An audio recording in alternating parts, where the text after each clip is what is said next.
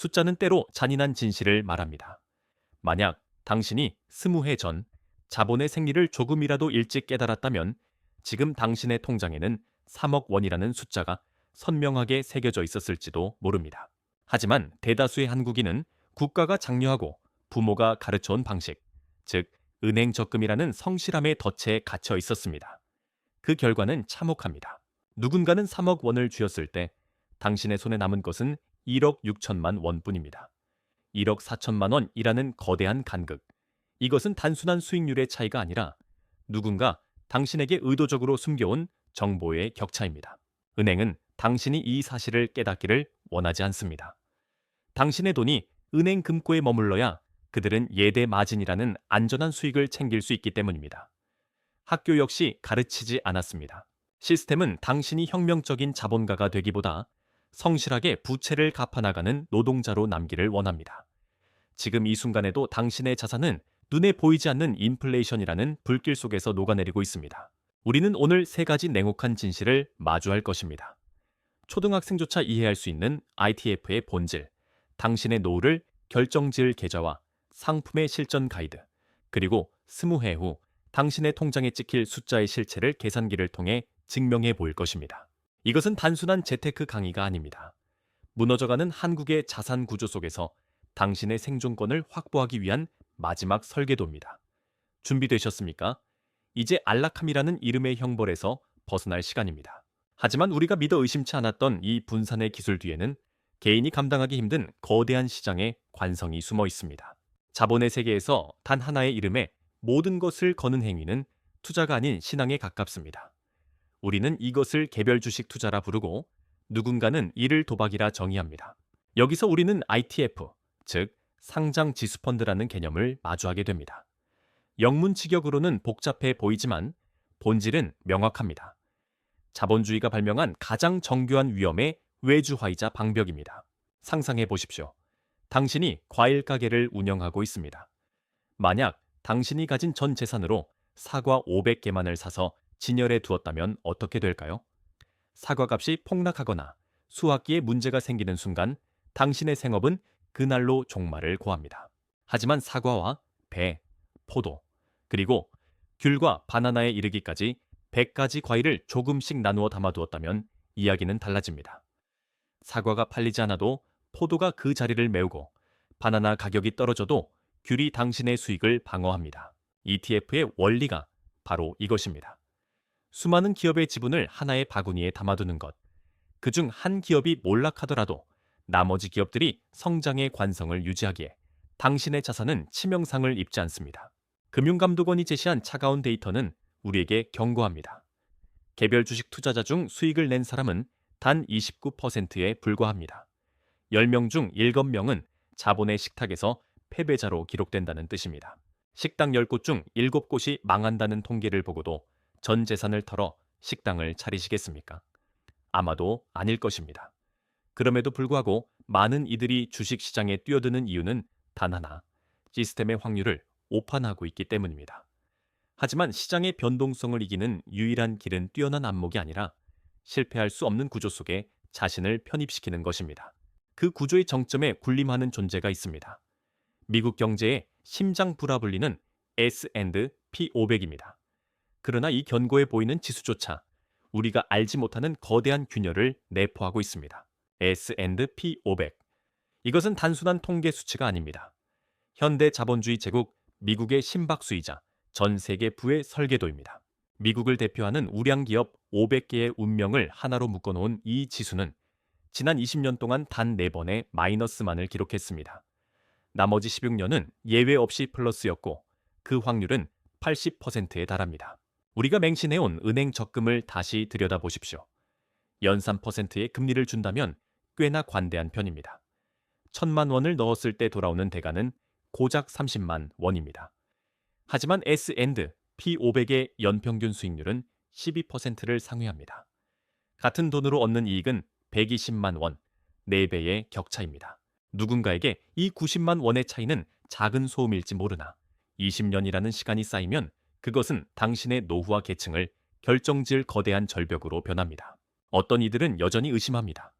주식은 결국 떨어지는 것 아니냐는 근원적인 공포입니다. 일리가 있습니다. 삼성전자 한 종목에 모든 것을 걸었다면 당신의 삶은 그 기업의 실적 발표 때마다 흔들려야 합니다. 하지만 S&P 500은 애플, 마이크로소프트, 엔비디아, 아마존 같은 인류 문명을 지탱하는 500개의 기둥을 한꺼번에 세우는 작업입니다. 2022년을 기억하십니까? 페이스북의 메타 주가가 하루아침에 폭락했을 때 한 종목에 집중했던 투자자들은 자산의 붕괴를 무력하게 지켜봐야 했습니다. 그러나 지수 투자자들은 평온했습니다. 엔비디아의 폭발적인 상승이 메타의 손실을 잠식하며 전체 자산의 평형을 맞추었기 때문입니다. 달걀을 500개의 바구니에 나누어 담는 행위, 그것은 예측할 수 없는 미래로부터 당신의 생존을 격리시키는 가장 합리적인 수단입니다. 하지만 이 완벽해 보이는 시스템조차 설계자의 의도와는 다른 방향으로 서서히 비틀리고 있습니다. 우리가 믿고 있는 이 안전한 분산이 사실은 거대한 착각일 수도 있다는 징후들이 포착되고 있습니다. 기억은 종종 왜곡되지만 통계는 배신하지 않습니다. 2022년 전 세계를 덮쳤던 기술주의 몰락을 다시 복기해 보십시오. 페이스북의 새로운 이름이었던 메타의 주가가 반토막이 나며 시장이 공포에 질렸을 때 누군가는 그 절망의 끝에서 자산을 포기했습니다. 개별 기업에 서서히 매몰된 투자자들에게 그것은 파멸의 전조였겠지만 S&P 500이라는 거대한 생태계 안에서 메타의 붕괴는 단지 하나의 노이즈에 불과했습니다. 지수는 개별 기업의 비극에 감정을 섞지 않습니다. 500개의 심장이 동시에 멈추지 않는 한 시스템은 스스로를 정화하고 복구합니다. 실제로 메타가 휘청이던 그 시기에도 보이지 않는 곳에서는 또 다른 거인이 숨을 고르고 있었습니다. 2023년 엔비디아가 200% 이상 폭등하며 메타의 공백을 메꾸자 지수는 곧바로 24%의 회복 탄력성을 증명했습니다. 이것은 단순한 숫자의 반등이 아닙니다.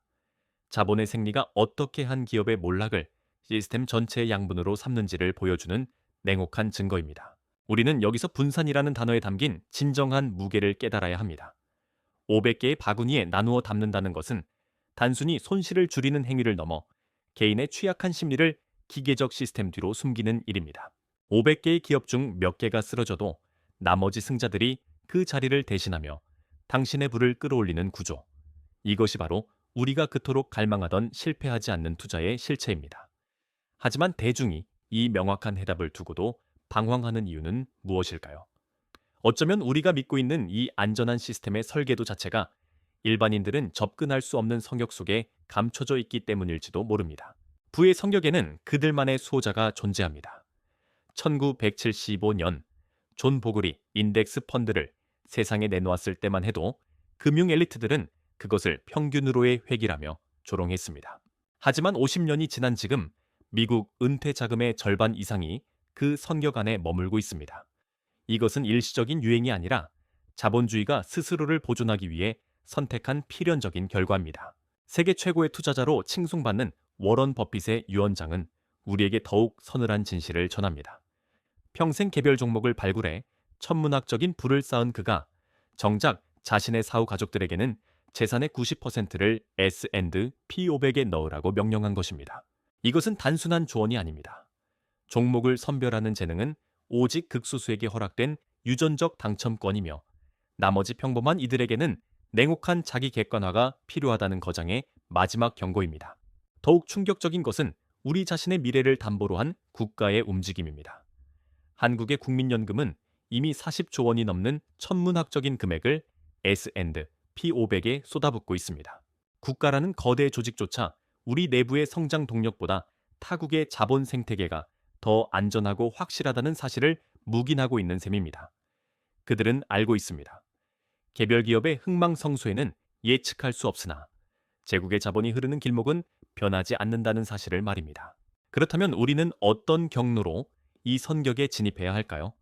단순히 상품을 사는 행위를 넘어 우리가 선택할 그릇의 미세한 차이가 훗날 당신의 자산을 갉아먹는 보이지 않는 포식자가 될 수 있다는 사실을 알고 계십니까? 성역으로 가는 길은 누구에게나 열려 있지만 그 길목마다 보이지 않는 약탈자들이 매복하고 있습니다. 우리는 이제 당신의 부를 실질적으로 운반할 구체적인 도구들의 이름을 불러야 합니다. 미국 시장에 직접 상장된 거대 ETF들, 바로 SPY, VOO, IVV, 그리고 SPLG입니다. 이들은 모두 S&P 500이라는 동일한 심장을 공유하며 거의 일치하는 수익률을 기록하지만 그 껍데기 안에 숨겨진 비용의 논리는 전혀 다릅니다. 한 주당 70만 원을 육박하는 SPY나 VOO가 부담스러운 소액 투자자들에게 SPLG는 8만 원이라는 접근성으로 유혹의 손길을 뻗칩니다. 하지만 진짜 차이는 가격이 아닌 수수료라는 이름의 조용한 잠식에 있습니다. SPY의 수수료 0.09%와 SPLG의 0.02%. 소수점 아래의 미세한 차이라 치부하기 쉽지만 1억 원을 투입했을 때 20년이라는 시간이 흐르면 그 격차는 수백만 원의 균열로 벌어집니다. 복리의 마법이 자산을 불리는 동안 수수료의 복리는 당신의 주머니를 은밀하게 털어내고 있는 셈입니다. 미국 직구 ETF는 달러라는 제국의 화폐를 직접 보유한다는 심리적 안정감을 제공합니다. 원화와 가치가 폭락하는 위기의 순간, 달러는 당신의 자산을 지켜주는 방패가 될 것입니다. 그러나 이 방패를 손에 넣기 위해 당신은 밤 11시부터 새벽까지 이어지는 불면의 시장을 견뎌야 하며 환전 수수료라는 첫 번째 관문을 통과해야 합니다. 가장 치명적인 약탈자는 마지막에 등장합니다. 바로 22%의 양도소득세입니다. 1,000만 원의 수익을 올렸을 때 국가가 220만 원을 거두어가는 이 냉혹한 규칙은 당신이 시장에서 겪은 인내와 고통의 시간 중 4분의 1을 무효화합니다. 열심히 일해서 번 돈의 상당 부분을 서류 한 장으로 박탈당하는 기분, 그것은 단순한 세금을 넘어 당신의 자산 증식 속도를 근본적으로 늦추는 족쇄입니다. 그런데 우리는 여기서 질문을 던져야 합니다. 왜 어떤 이들은 이 가혹한 세금을 피하면서도 똑같은 수익을 챙기고 있는가? 그들은 우리가 보지 못하는 어떤 우회로를 알고 있는 것일까요? 해외 직구라는 명목 아래 22%의 세금을 감내하는 것은 자본의 전쟁터에서 스스로 무장을 해제하는 것과 같습니다.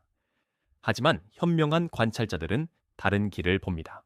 바로 국내에 상장된 미국 S&P 500 ETIF입니다. 삼성이나 미래에셋 같은 거대 자본이 설계한 이 상품들은 미국 지수를 그대로 복제하면서도 한국이라는 특수한 조세 환경 안에서 당신의 자산을 보호하는 방패 역할을 수행합니다. 수수료 0.05%에서 0.07%. 언뜻 미국 직구보다 비싸 보일 수 있지만 이것은 당신의 일상을 지키기 위한 기회 비용입니다. 밤을 지사오며 뉴욕 시장의 개장을 기다릴 필요도, 환전 수수료라는 불필요한 통행료를 지불할 필요도 없습니다. 오전 9시 당신이 커피 한 잔을 마시는 그 익숙한 시간에 한국 시장에서 제국의 성장에 올라탈 수 있다는 의미입니다. 하지만 진정한 핵심은 계좌의 성격에 있습니다. ISA 그리고 연금저축. 한국 정부가 허락한 이 합법적 우회로는 당신의 수익을 약탈자들로부터 격리시킵니다. ISA 계좌는 단순한 통장이 아닙니다. 수익의 200만 원 혹은 서민형 기준 400만 원까지 세금을 단 한 푼도 떼지 않는 성격입니다.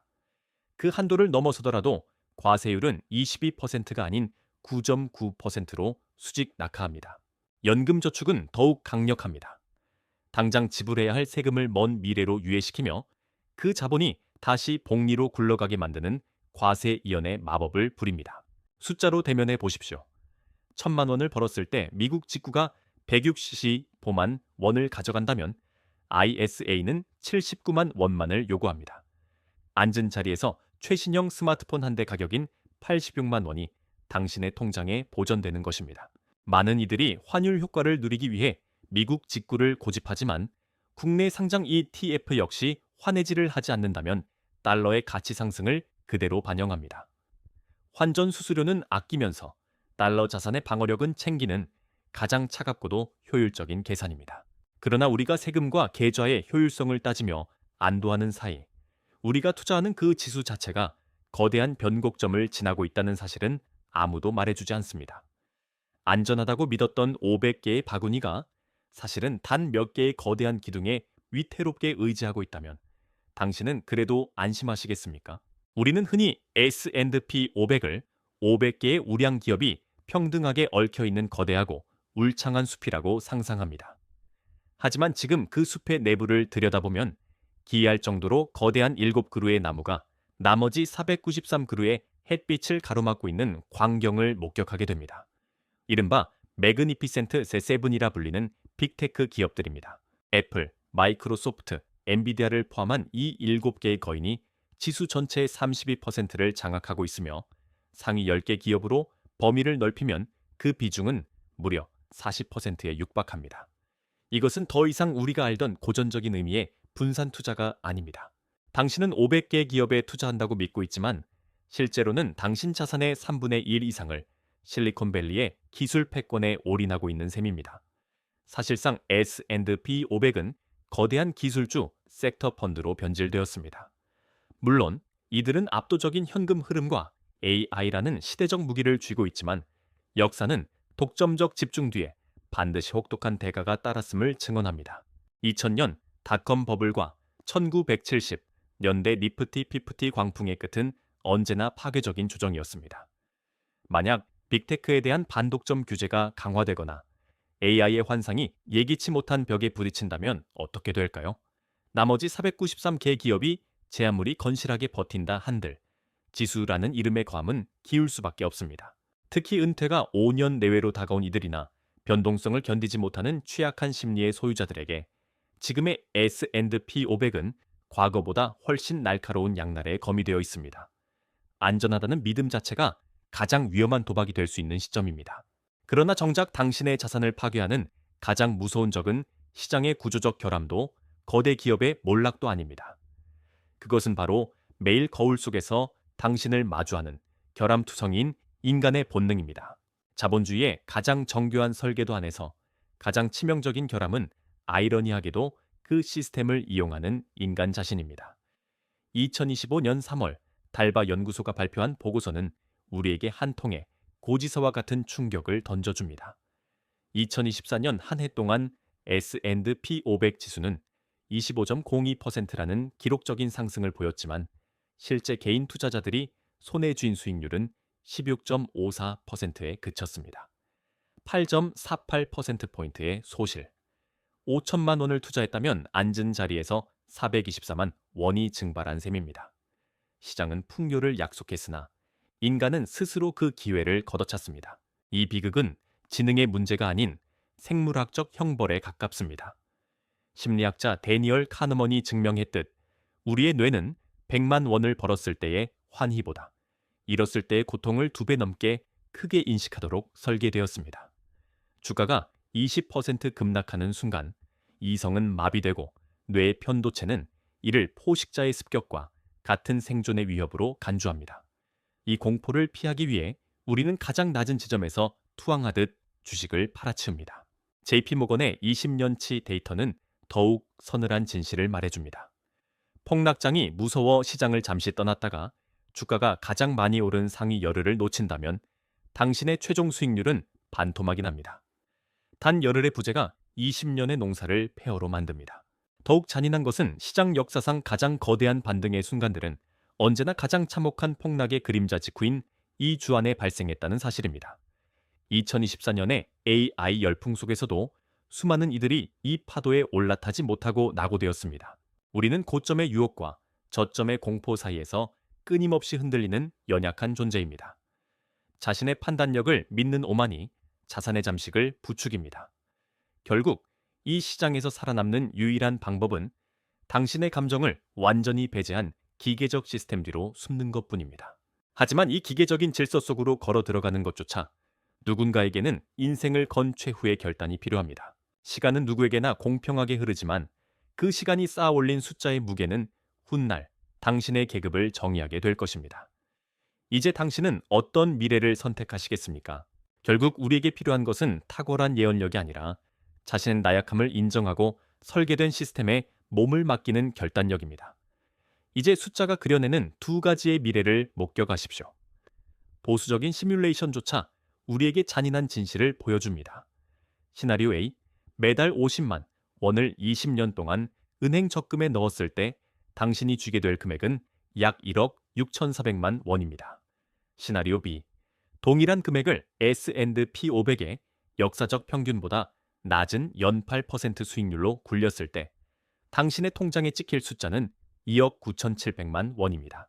1억 3,300만 원이라는 간극은 당신이 성실하게 일한 20년의 세월 중 상당 부분이 증발했음을 의미합니다.